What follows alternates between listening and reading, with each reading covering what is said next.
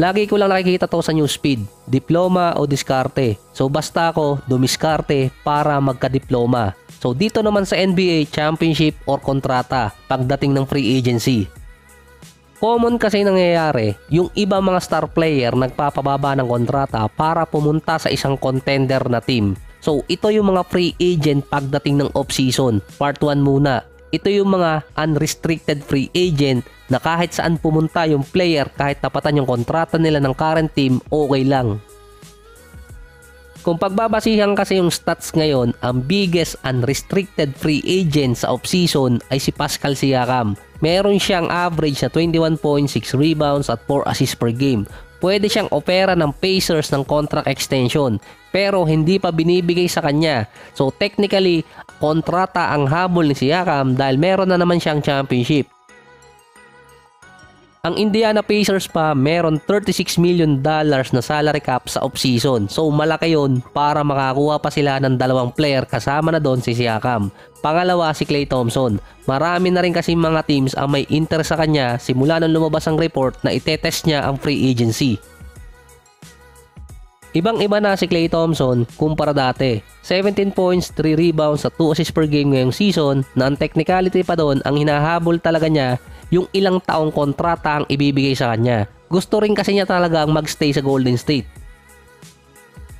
So ito, hindi ko alam kung biggest free agent siya or meron team na maghahabol sa kanya. Pero nakakasecure kasi siya ng kontrata. Si Tobias Harris, meron siya ngayong 17.6 rebounds at 3 assists per game. Expected, meron pa rin magbibigay sa kanya ng kontrata this free agency.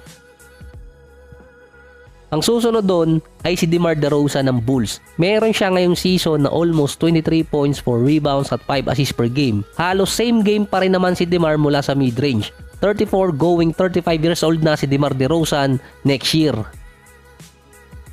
Ito yung mga teams na nasa contender status ngayon na makakapagbigay ng malaking kontrata kay DeMar sa off-season. Ang Philadelphia merong $76 million na salary cap at ang OKC na merong $41 million na cap space.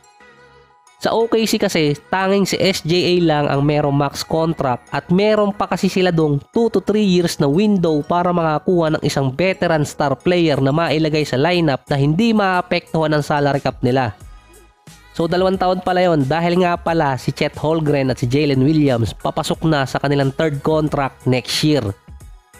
Yung isa pa to na contender na team na meron natitira pang konting salary cap ay Knicks. Nasa $9 million pa ang pwede nilang ibigay pero pwede nilang dagdagan yon kung meron silang bibitawan na player sa free agency.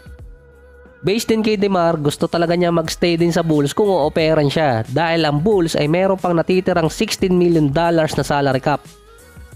Sa tanong na championship or contract, si James Harden yung isa doon sa makakasagot dahil nga former MVP at part din siya ng 75 greatest player. Ayaw naman niya sigurong masama sa listahan ng mga nanalo ng MVP na walang championship.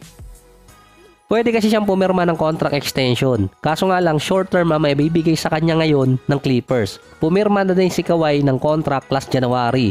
So expected na magkakaroon sa Clippers ng sapat na salary cap na at least $9 million. Naibawas na kasi kay Kawhi yun. Magte-take effect na rin ang panibagong contract ni Kawhi dahil na-void na yung kanyang player option. Ang susunod kasi sa kanya si Paul George. Meron siyang $48 million na player option na pwede niyang tanggapin or hindi. Dahil tatamaan ni PG yung free agency, mas lalaki kasi yung kontratang pwedeng ibigay sa kanya base sa collective bargain agreement. So na kay Paul George na kung magkano ang hihingi niyang kontrata or ibibigay sa kanya ng Clippers.